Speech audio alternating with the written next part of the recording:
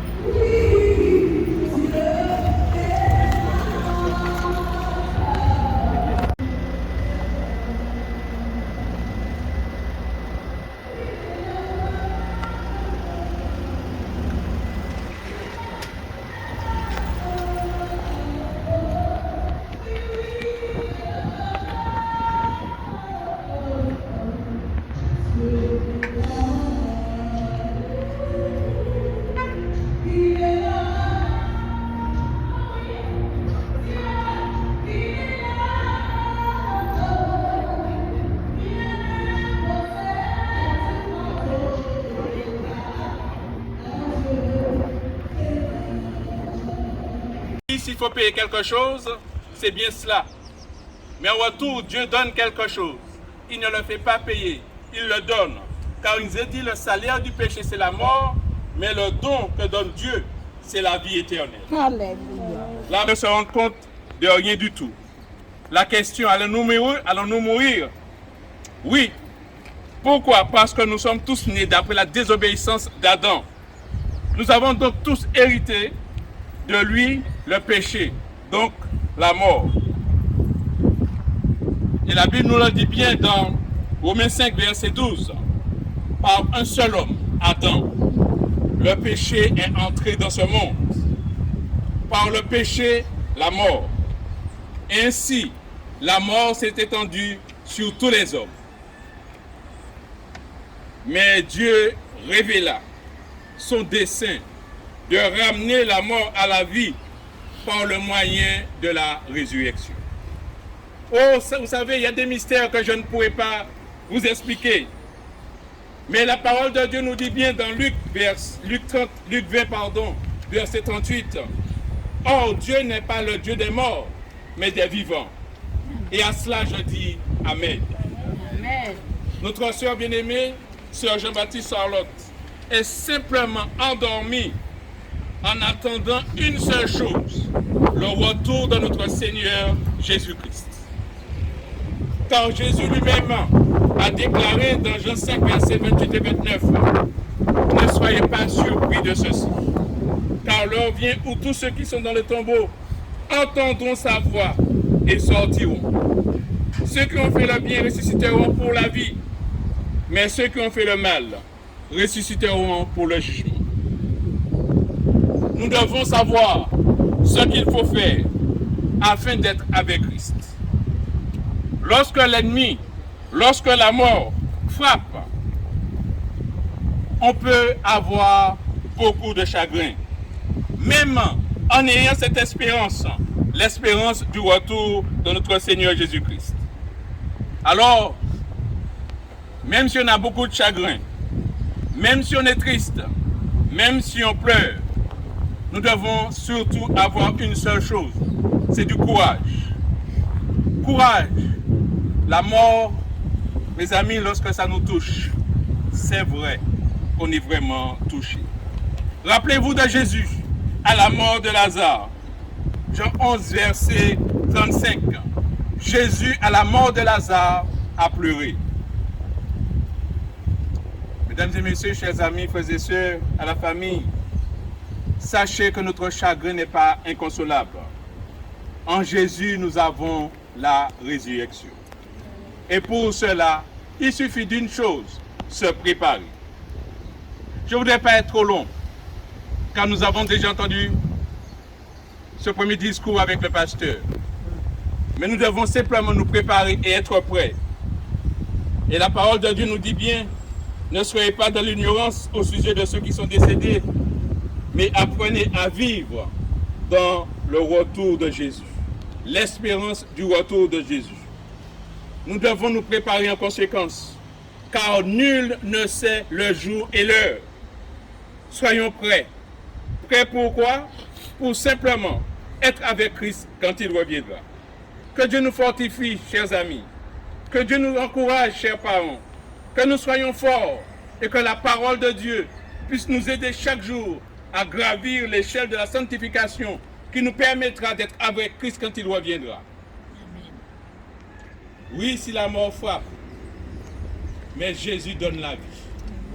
Donc préparons-nous en conséquence pour que lorsque Christ reviendra, nous ne soyons pas ici à pleurer, mais nous soyons avec lui dans la joie pour l'éternité. Que Dieu nous bénisse. Merci. Et nous mourrons tous en Jésus-Christ. Avant que le corps ne soit remis à la terre, je vous invite à incliner la tête pour une dernière prière. Notre Père, notre Dieu, nous savons que tu es un Dieu vers qui nous pouvons nous tourner en toutes circonstances. Et alors que nous sommes arrivés maintenant au moment de nous séparer de notre sœur, elle sera remise à la poussière, nous voulons, nous, tourner les regards vers toi, car c'est de toi que vient la consolation et l'espérance.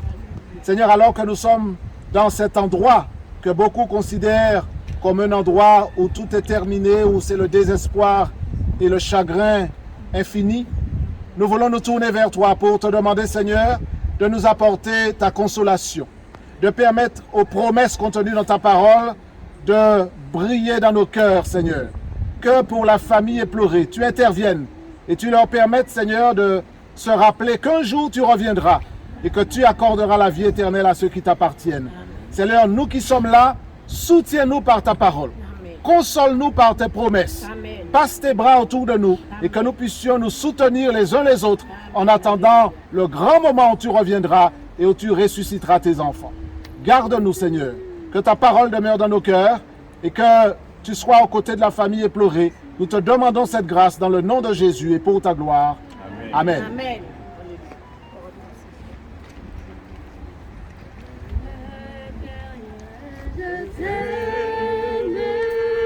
Je suis avec toi, promesse suprême qui soutient ma foi. La sombre vallée n'a plus d'espérance, la me consoler. Je marche avec mon sauveur, non jamais tout seul, non jamais tout seul. Jésus, mon garde-me les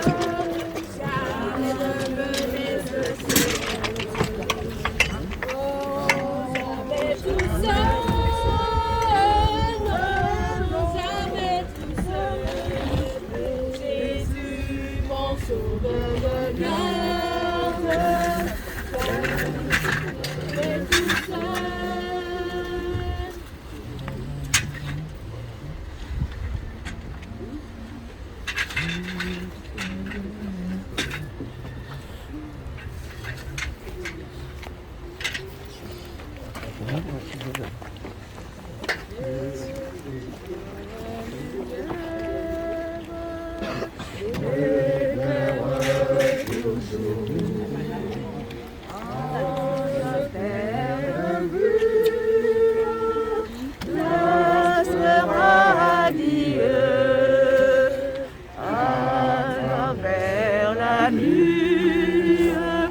Jésus me montre les cieux, non, jamais tout seul, non, jamais tout seul. Jésus, mon sauveur, me garde, jamais ne me laisse seul, non, jamais tout seul.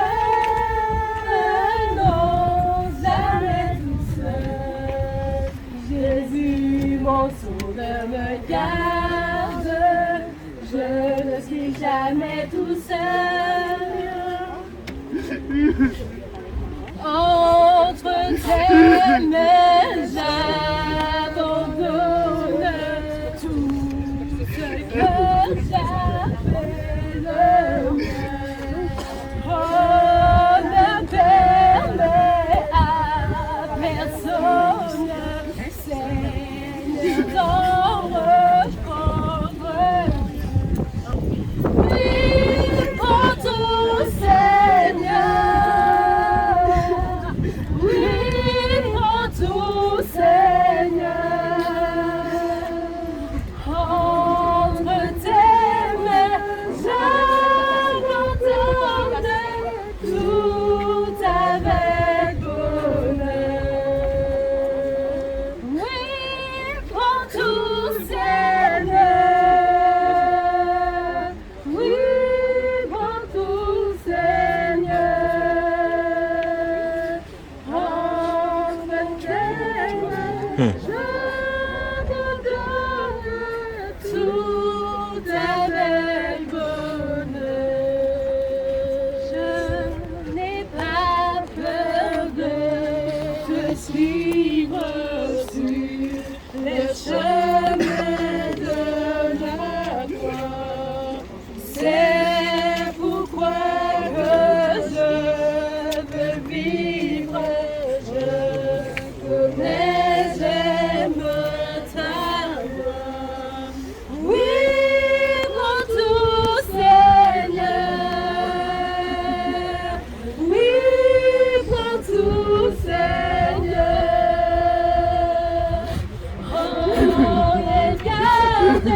Je te livre tout avec bonheur. Tu connais mieux que moi-même tous les besoins de mon cœur. Et pour mon bonheur suprême, tu peux me rendre vainqueur. Oui, prends tout, Seigneur. Oui, prends tout, Seigneur. Je ne vis plus pour moi-même, mais pour mon sauveur. Prends mon corps et prends mon âme, que tout en moi soit ta foi. Que par ta divine Seigneur, oui, prends tout, Seigneur. J'entre corps et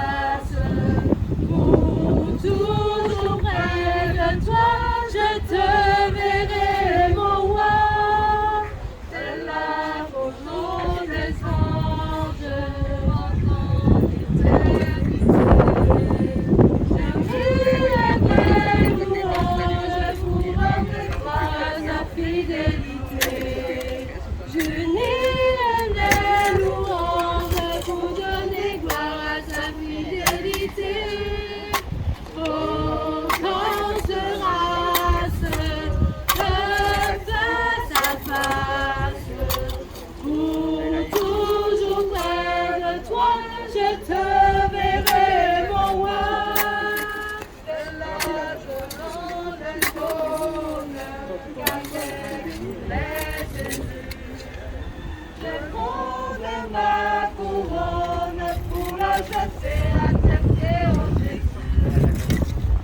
prends ma couronne pour la jeter